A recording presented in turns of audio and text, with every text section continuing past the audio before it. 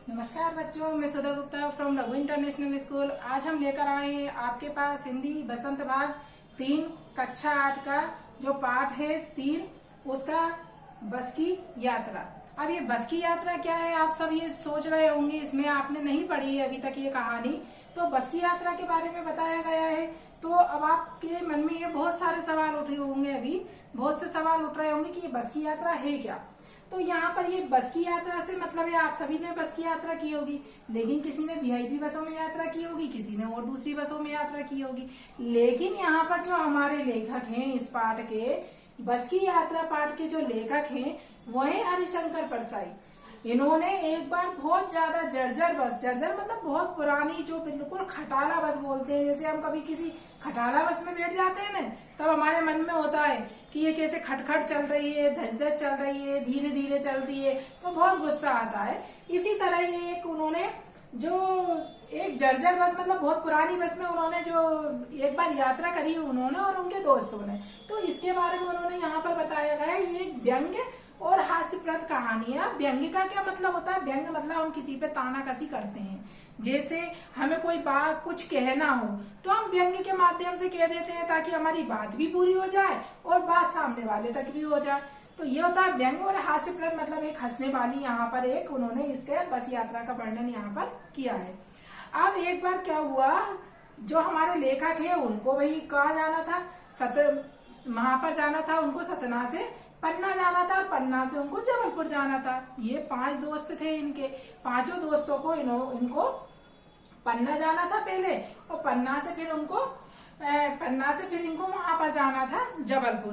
तो अब इनको सतना से पन्ना के लिए बस मिली। ये सब लोग क्या गए, बस स्टेशन पर पहुंचे। बस स्टैंड पर जब ये पहुंचे तो इनको वहां पर शाम का समय था। तो कई व्यक्तियों ने इनसे मना करा, इनके कई रिश्तेदारों ने इनसे बोला कि आप लोग शाम को नहीं जाइए, क्योंकि शाम को यात्रा करना बहुत ही दुखदायी होता है और डाकुओं से भरा जंगल है। लेकिन इन्होंने कहा क्यों भाई, क्यों दुखदायी है?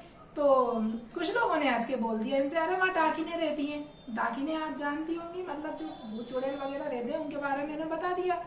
तो ऐसा उनसे कहा। लेकिन वो जो लेखक थे उनके 5 दोस्तों में से 2 दोस्तों को तो वहां पर पहुंचना था। कहाँ पहुंचना था उनको? जबलपुर पहुंचना था, और सुबह जाकर उन्हें अपने अपने ऑफिस का काम संभालना था। इसलिए उन्होंने एक भी नहीं मानी और वो बस स्टैंड जा पहुंचे। अब जब बस स्टैंड पहुंचे तो वहां एक आखिरी बस थी सतना से पन्ना जाने के लिए। उन्हें पन्ना से फिर जबलपुर के लिए बस मिलती। तो वहां पर जो वो पुरानी बस खड़ी हुई थी उसको देखकर उन्होंने कहा इसकी हालत तो नहीं लगती कि हमें ले जाए, ये तो बहुत वृद्ध अवस्था में है बस। वृद्ध अवस्था मतलब बहुत ज्यादा पुरानी हो चुकी है बस, उसके बारे में उन्होंने बताया। तो जैसे ही उन्होंने कहा तो उनके साथ जो उनका एक मित्र था, डॉक्टर मित्र जो डॉक्टर थे, उन्होंने कहा कि क्या हुआ, पुरानी है तो पुरानी चीजें तो काफी अच्छी रहती है, इनको अनुभव रहता है, हम इसको अपनी माँ मानते हैं और माँ के गोद में चल के धीरे धीरे चलेंगे। नई नवेली बसों से तो अच्छा है हम इस पुरानी बस में चले, ताकि इनको बहुत ज्यादा अनुभव रहता है। उन्होंने कहा ठीक है। तो वहीं पर जो बस के साथ बस के जो और भी कर्मचारी थे वो उस बस के साथ जा रहे थे।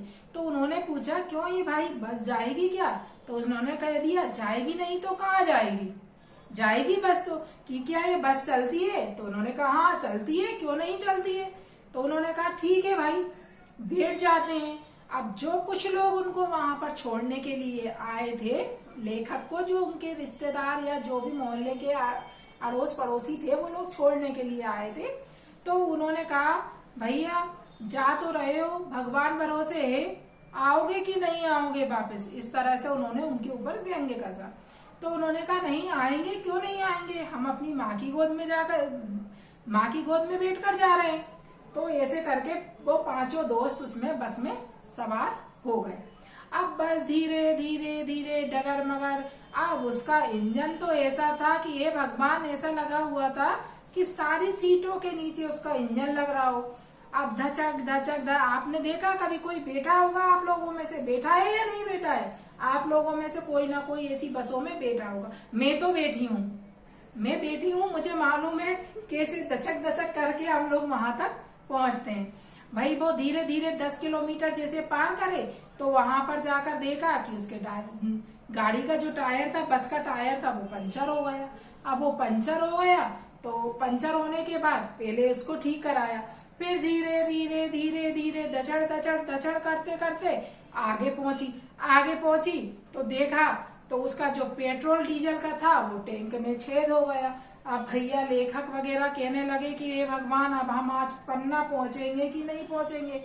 तो उन्होंने ड्राइवर से कहा, क्यों भाई, अब गाड़ी को तेल पिलाना पड़ेगा, पेट्रोल इसमें अब क्या करना पड़ेगा, इसको तो शरबत पिलाना पड़ेगा। शरबत से तात्पर्य यहाँ पर लिया गया है उन्होंने कि गाड़ी में अब क्या डीजल और पेट्रोल डालना पड़ेगा। उन्होंने कहा हाँ, तो कि भाई पाइप लाइए, पाइप से पिलाते हैं। तो पाइप से उन्होंने कुछ उसमें डाला और ऐसे करके धीरे धीरे धीरे, लेकिन यहाँ पर लेखक ने ये उम्मीद छोड़ दी थी कि अब हम आगे यहाँ पर हम हमारे सही समय पर तो नहीं पहुंच पाएंगे। सही समय मतलब उनको तो रात में ही पहुंचना था, क्योंकि उनमें से जो 2 दोस्त थे उनको तो कहाँ पर जाना था, उनको तो ऑफिस ज्वाइन करना था उनका जाकर जबलपुर में। लेकिन जब वो वहां से पन्ना ही नहीं पहुंच पाएंगे, पन्ना से जब उनको बस मिलती तब तो वह जबलपुर पहुंच पाते। इस तरह वो धीरे धीरे बस की यात्रा करते रहे। कौन सी? खटाला बस की, जो बहुत जर्जर थी। बस सचमुच चल पड़ी और इसमें लगा कि ये गांधी जी के असहयोग आंदोलन। अब यहाँ पर उनके व्यंग्य और हास्य, वो जो धीरे धीरे जो हमारे जो लेखक हैं हरिशंकर परसाई, ये एक व्यंग्य कवि हैं, व्यंग्य और हास्य कवि हैं। कभी भी आप पढ़ोगे इन्होंने बहुत से व्यंग्य और एक हास्य कवि रहे हैं। तो इस तरह से इन्होंने क्या करा, धीरे धीरे धीरे वो बस के ऊपर बहुत सारी बातें बताई। उन्होंने कहा ये तो भाई कैसी है, आज गांधी जी के असहयोग और सभी ने अवज्ञा आंदोलनों के वक्त अवश्य जवान रही होगी। उन्होंने इस बस के बारे में बोला कि भाई ये तो गांधी जी, अब गांधी जी का जमाना कब था, कब सभी ने अवज्ञा आंदोलन, असहयोग आंदोलन के समय में ये बस कैसी रही होगी, जवान रही होगी। अभी क्या हो गई है, वो बहुत पुरानी हो गई है, तो इसलिए उसको वृद्धावस्था का नाम दिया है। उसे ट्रेनिंग मिल चुकी होगी, हर हिस्सा दूसरे से असहयोग कर रहा था। मतलब उसके जो बॉडी पार्ट थे सब हिल डुल रहे थे, मतलब वो एक साथ नहीं थे। खटर खटर, इधर सीटों की आवाज आती, इधर खटर खटर खटर किसकी आवाज आती, इंजन की आवाज आती, इधर स्टीयरिंग की आवाज आती, तो कहीं टैंक फूट जाता। इस तरह उस बस का काम चल रहा था।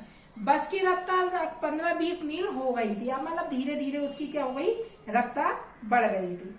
अब क्षीण चांदनी में वृक्षों की छाया के नीचे बस बड़ी दयनीय लग रही थी। लगता जैसे कोई वृद्धा थककर बैठ गई हो। हमें ग्लानि हो रही थी कि बेचारी पर लदकर हम चले आ रहे हैं, अगर इसका प्राणत्व हो गया तो हम क्या करेंगे। बियावान मतलब जंगल में, और प्राणत्व मतलब ये अगर इसका कुछ हो गया है तो फिर क्या होगा।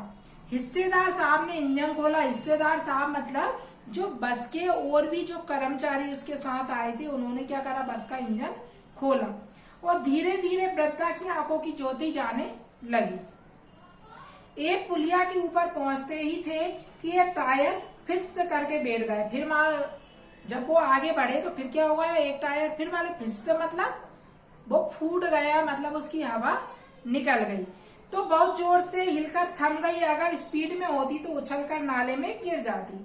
मैंने उस कंपनी के हिस्सेदार की तरफ पहली बार श्रद्धा भाव से देखा कि वह टायरों की हालत जानते हैं, फिर भी जान हथेली पर लेकर इसी बस से सफर कर रहे हैं।